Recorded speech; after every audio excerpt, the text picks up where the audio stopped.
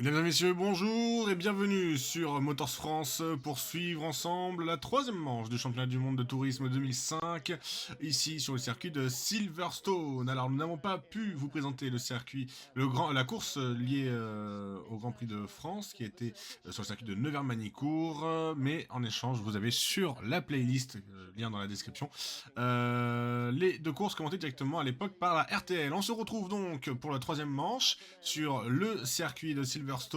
Petit récap des résultats, c'est Jörg Müller qui s'est imposé sur les deux courses précédentes sur le circuit de Manicourt, et notamment suivi par Dirk Müller, son équipier et leader au championnat actuellement.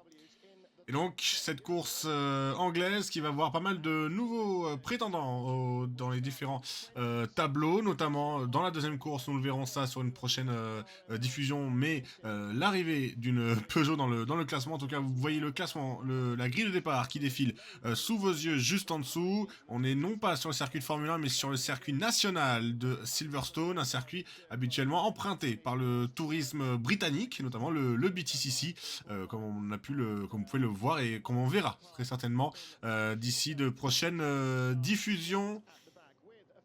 Cette saison 2005 donc, qui pour l'instant nous montre pas mal de rebondissements, avec une légende du BTCC dans la Seat numéro 11, Jason Plato, qu'on n'a pas eu l'occasion de mentionner lors du meeting de Monza. On a plutôt vu James Thompson. On a aussi Rob Huff qui sera présent à domicile dans la Chevrolet numéro 21. Andy Prio également, on va vouloir défendre ses chances. Lui aussi de son côté, voilà, je parlais de James Thompson, numéro 3 qui a gagné la deuxième course sur le circuit de Monza et qui va partir deuxième de cette épreuve anglaise. Et on voit les pilotes qui sont en train de se mettre en piste alors que déjà, premier coup de théâtre, Dirk Müller dans la BMW 43 partira du fond de la grille. Il partira assez loin, tout comme ce fut le cas de Jörg Müller lors de l'épreuve italienne. Donc les chances de garder la tête du championnat risquent de s'amoindrir pour le pilote allemand. Et on a les leaders qui se sont arrêtés sur la grille de départ. Et on peut voir que la grille de départ est assez reculée. On est vraiment dans le virage par rapport à la grille habituelle. Les feux vont bientôt s'allumer. On attend les derniers. Voilà, les derniers coureurs qui se présentent. Moins de participants que lors de la course italienne, la première manche à Monza. Le drapeau vert est agité derrière. Les feux sont allumés. Et c'est parti, drapeau vert et très bon départ des deux Alfa Romeo en tête. Et très bon départ aussi de Jörg Müller sur sa BMW. De Andy Prio, pardon. Et c'est Tarquini qui va prendre la tête sur le premier virage. Suivi par Andy Prio, justement, qui est à domicile, on le disait, le pilote numéro 1. Jörg Müller englué un peu derrière dans sa BMW. Et on a 14 tours pour cette épreuve. 14 tours à parcourir. Et on voit aussi un autre détail, hein, les Seat aux avant-postes, encore une fois, avec Rickard Reidel, qu'on avait vu se positionner aux avant-postes dans la course numéro 2 sur le circuit de Monza. Et devant Alfa Romeo qui encore une fois détale. Et regardez, une armada d'Alfa là aussi. 4 Alfa Romeo, les 4 sont présents. Tarquini, Thompson, Zanardi, non pas Zanardi, Giovanardi et Farfus.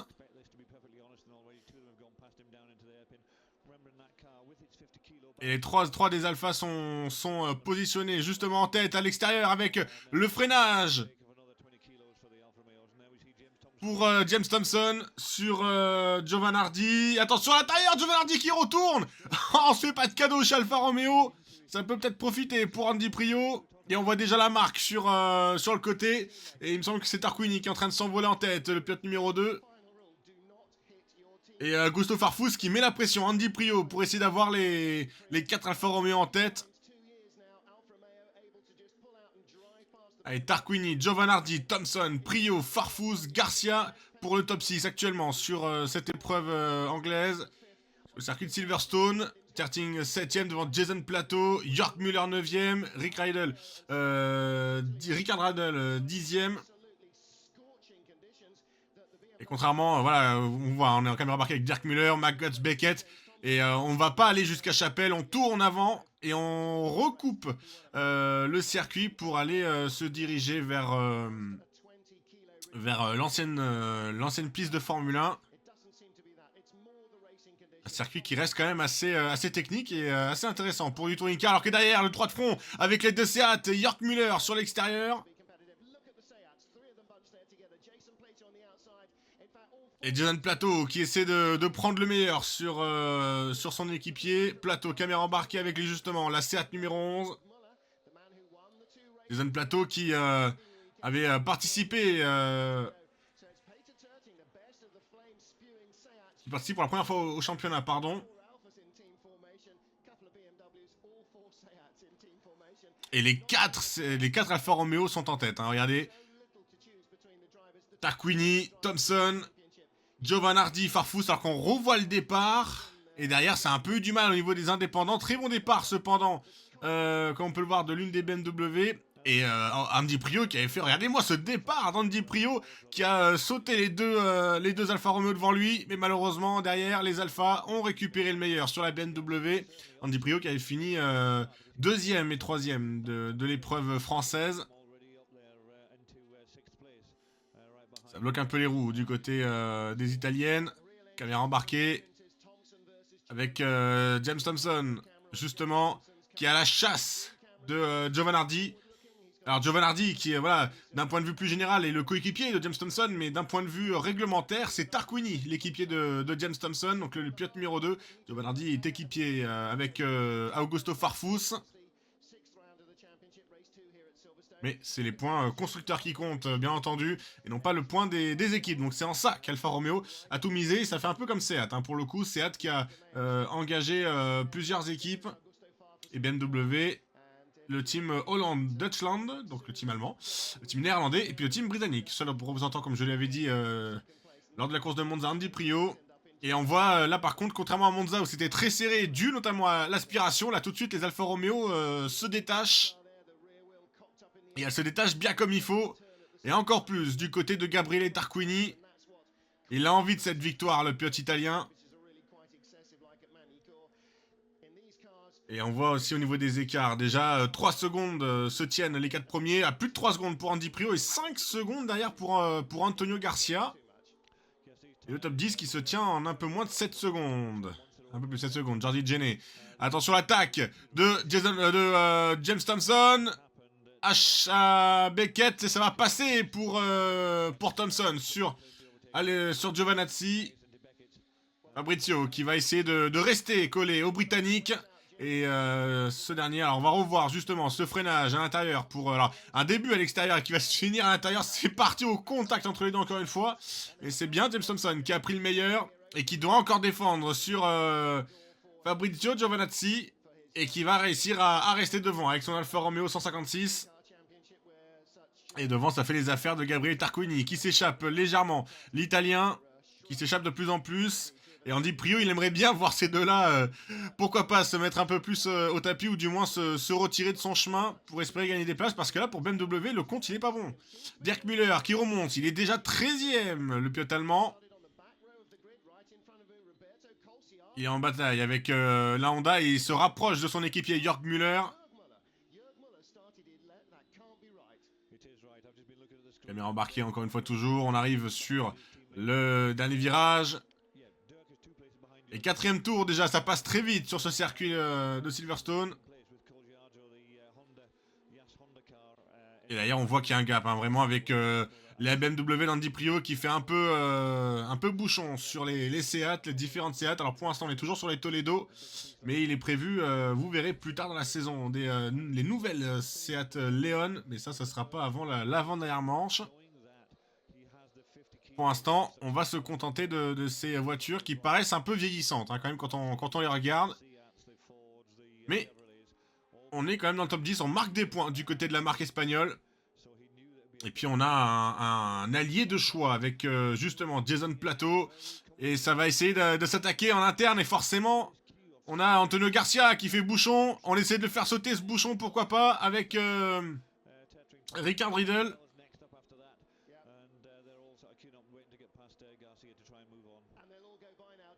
Et ça va passer pour le... Alors c'est même Peter Terting, pardon, excusez-moi. Le pilote allemand sur la Seat numéro 10.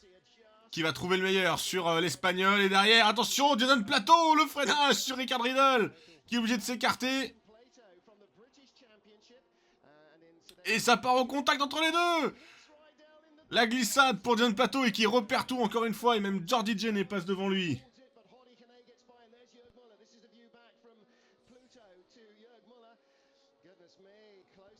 Et on revoit la collision entre les deux Seat justement. On se laisse pas faire en interne. On n'a pas trop envie de se laisser intimider par le local. Et quand on connaît le tempérament de Jason Plateau, on peut s'attendre à peut-être une revanche sur la course numéro 2. Enfin, en tout cas, on va voir ce qui va se passer pour l'instant. Il va falloir la finir cette course dans un premier temps pour justement pouvoir y participer à cette deuxième. Et les écarts qui grandissent, hein, regardez-moi ça, vraiment les 4 Alfa Romeo en moins de 3 secondes. Dandy Prio qui suit derrière, qui attend juste une chose, c'est que ça puisse bouger. Et Riddle qui s'est fait repasser par Antonio Garcia. D'ailleurs, on le voit au niveau du classement. Petit blocage de roue pour Andy Prio. Et déjà, on est bientôt à la mi-course. 9 tours à boucler. Et on est déjà à la fin de ce tour-là. Donc, il va rester 8 tours. Et à noter pour ceux qui nous suivent, bien entendu, déjà on vous remercie. Et à noter qu'il y a des petites coupures durant les diffusions. C'est normal, on récupère le flux qui était diffusé à l'époque par Eurosport. Et donc on est obligé d'avoir, dans certains cas, des pauses publicitaires. Donc ce qui explique pourquoi est-ce que parfois on loupe une partie de la course. Voilà. Tout simplement pour les petites explications. Andy Prio qui s'accroche à ce peloton d'Alpha. Assez intéressant de voir à quel point ces Alfa Romeo sont vraiment à l'aise hein, sur ce circuit, sur le circuit de Silverstone. Et je crois que... Ouais, Terting il est passé sur Garcia et même Riddle. Les deux Seat, donc pris le meilleur sur la BMW. Attention avec Andy Prio qui est sorti un peu large à la sortie de Sto.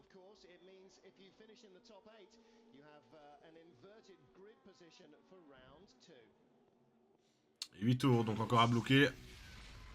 Voilà, comme je disais, les petites coupures. On est de retour, voilà, on récupère alors qu'on est avec Jörg et Dirk Müller qui se suivent. Les deux pilotes BMW. Caméra embarquée avec Dirk, justement, le leader du championnat. Et vous pouvez voir le tracé de Silverstone légèrement en surbrillance, hein, en dessous du numéro 43. Les deux voitures officielles BMW, on peut dire ça comme ça, du team allemand qui se sont mêlés à la bataille entre les Seat et qui essaient de se frayer un chemin pour essayer de remonter. Et devant, les Alfa Romeo aussi, l'écart, l'étau se resserre. Et il me semble que c'est Tarquini qui s'est fait rattraper. Eh oui, Tarquini s'est fait rattraper par le local James Thompson. Peut-être une deuxième victoire à noter pour le Britannique, en tout cas pour l'instant. Il reste encore quelques tours à parcourir. On est au 8e tour qui vient d'être bouclé, donc le 9e de l'épreuve. Et James Thompson est bien décidé à aller venir s'imposer à domicile. Mais attention, on sait à quel point l'Italien ne se laissera pas faire. On sait à quel point Gabriele Tarquini, il a aussi beaucoup de ressources à vendre, malgré son âge.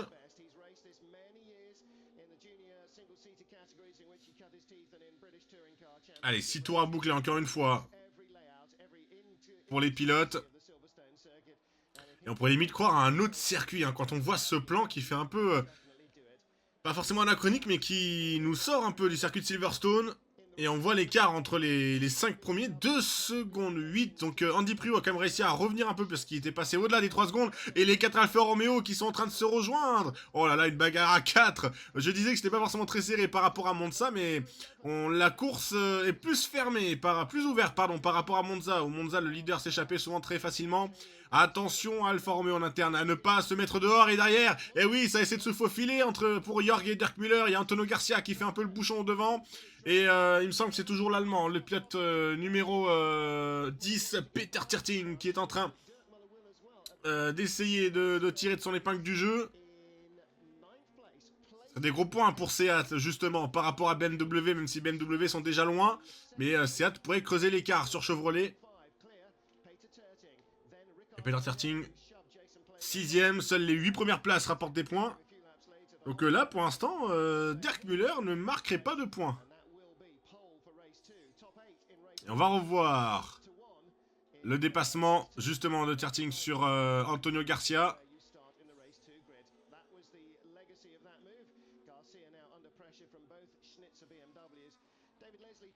Et c'était même, pardon, le dépassement de Jason Plateau.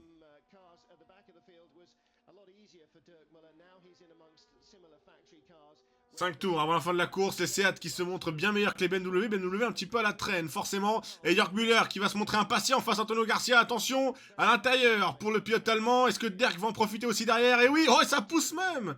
Ça pousse son équipier, incroyable. Et Derk Müller, là, qui a réussi à passer avec son équipier. Attention, à l'intérieur.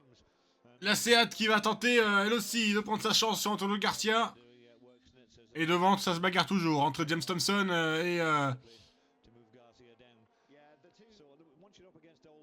et l'Italien. Et ça va même rattraper avec Giovanardi et Farfus derrière. Gabriele Tarquini toujours en tête. Et Tarquini qui va espérer pouvoir tenir encore 5 tours, 10e tour de boucler. On est au 11e, pardon. Tarquini, Thompson, Giovanardi, Farfus, Prio et Terting. Mais devant, les Alfa Romeo se sont vraiment éloignés. À tel point qu'on pourrait se demander si elles n'iraient pas franchir la ligne d'arrivée à 4 de front quand même. Hein. Mais bon, ce serait un peu risqué. 4 tours à boucler encore une fois sur ce circuit national de Silverstone. Il y en a avec James Thompson en caméra embarquée. On voit que le volant il n'est pas totalement rond hein, sur ces Alpha. On est sur un volant typé GT.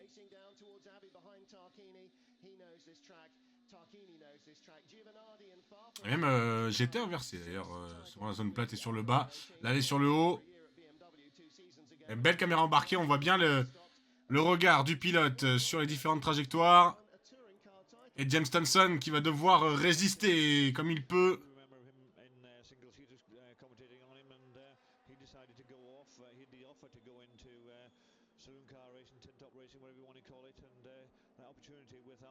Gabriele Tarquini. Toujours en tête. Et qui a encore une chance d'aller s'imposer. Eh ben dis donc la réalisation qui nous propose pas mal de belles caméras embarquées sur ces Alpha. On est toujours avec James Thompson, le local. Boîte séquentielle bien entendu sur ces voitures. Avec le levier. Et on voit vraiment ce qui se passe hein, du côté du pilote. Et à se demander s'il risquait pas d'avoir les petites consignes du côté d'Alfa Romeo. Parce que là en termes de championnat ça leur ferait bon point. Très bon point à ramener pour le championnat constructeur. 3 tours encore à tenir. Personne ne semble voir s'attaquer. Après, ce circuit de Silverstone très propice justement à l'attaque. On peut sûrement s'attendre à une surprise dans le dernier tour. Attention à ne pas tout mettre en l'air parce qu'Andy Prio derrière, il va bien vouloir s'imposer comme l'opportuniste ultime. Et même si elles sont un peu loin, les deux Seat aussi, elles pourraient avoir un coup à jouer. Entre l'Allemand Peter Terting et le Suédois Richard Riedel. Et justement, on les voit en bataille, les deux pilotes de la marque espagnole. Et on va suivre cela tout particulièrement. Mais on reste quand même un petit regard sur les avant-postes avec ces Alpha et Tarquini qui a l'air de reprendre un peu de terrain sur James Thompson. James Thompson qui nous fait un bon début de saison. Augusto Farfus aussi, très fougueux, qui va essayer d'aller prendre le meilleur sur Giovanardi et aller chercher un podium, le pilote brésilien.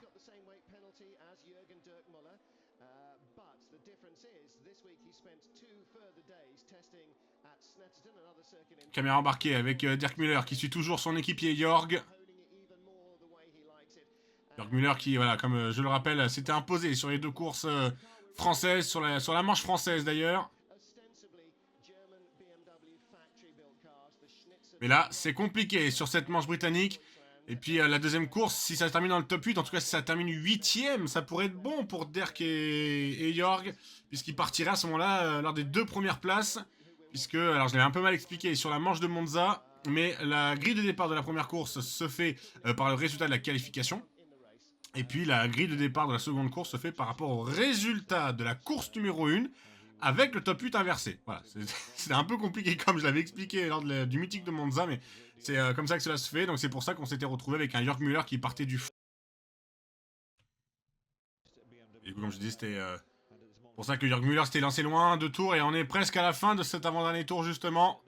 On va bientôt entamer ce dernier tour. Et ça stresse. Et forcément, on nous montre... ça stresse beaucoup chez Alfa Romeo. Et logique, Parce qu'on peut passer de héros à zéro en rien de temps avec les 4 voitures collées ainsi.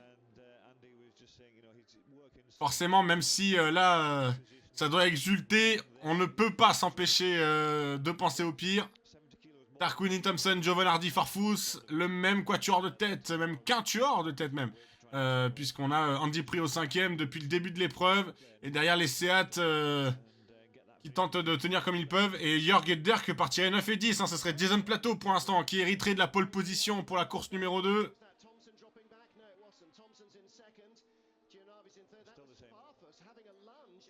Et forcément, la question se pose, est-ce qu'il vaudrait mieux laisser la track position pour la course 2 ou bien est-ce qu'il faut marquer le point tout de suite? Et je pense que le Suédois, il veut les points maintenant. Et c'est vrai qu'on sait jamais ce qui peut se passer sur la course numéro 2. Alors que derrière aussi, il y a Augusto Farfus qui est en freinage sur l'extérieur sur Giovanardi, ça ne passera pas, bien entendu. Et derrière, du côté des Seat, ça défend à l'intérieur pour l'Allemand. Et Richard Riedel, qui ne peut pas passer pour l'instant, il va peut-être pouvoir tenter dans le dernier virage, pourquoi pas. Et devant Tarquini, oh il a pris une belle avance Tarquini. Il a pris une très très belle avance, Gabriele, le pilote italien qui va peut-être aller s'imposer pour la première fois de la saison.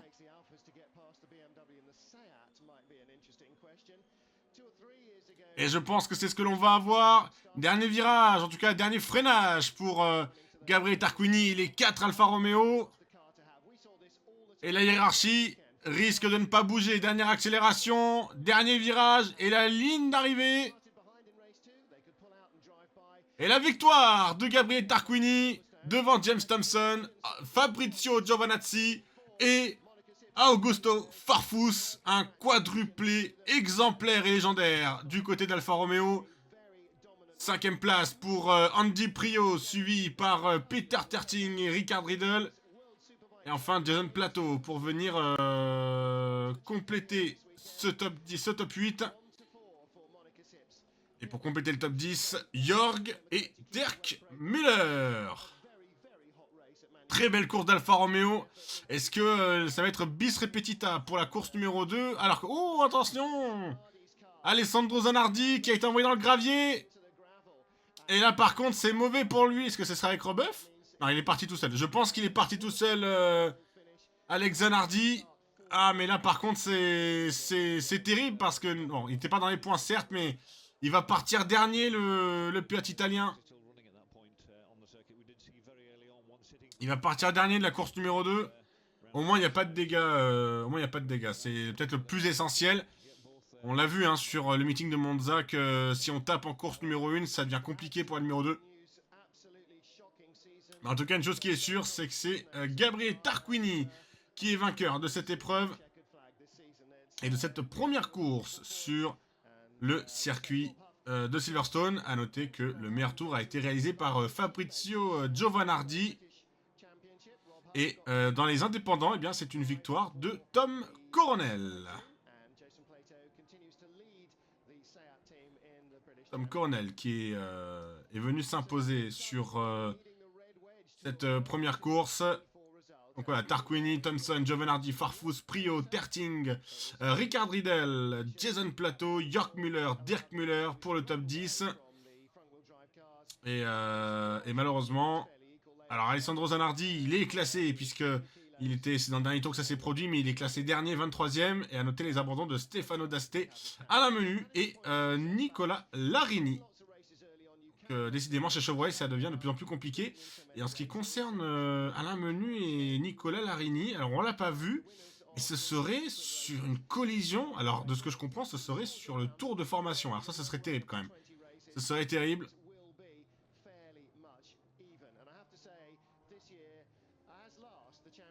Et donc voilà, donc le classement de l'épreuve qui s'affiche à l'instant pour vous sur l'image de top 8. Et donc vous inversez la grille de départ, enfin c'est ce classement, et vous aurez la grille de départ pour la course numéro 2 qui sera à suivre.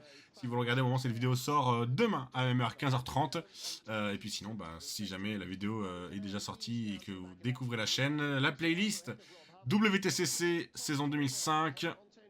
Et en termes de championnat, Dirk Müller reste en tête, mais Andy Prio derrière avec 27 points, Jörg Müller, Tarquini, Thompson, Garcia, Farfus et Giovanardi. C'est très serré du côté des classements pilotes, alors qu'on est en train d'essayer de dégager la voiture d'Alessandro Zanardi. Et c'est vraiment terrible hein, pour Zanardi, justement.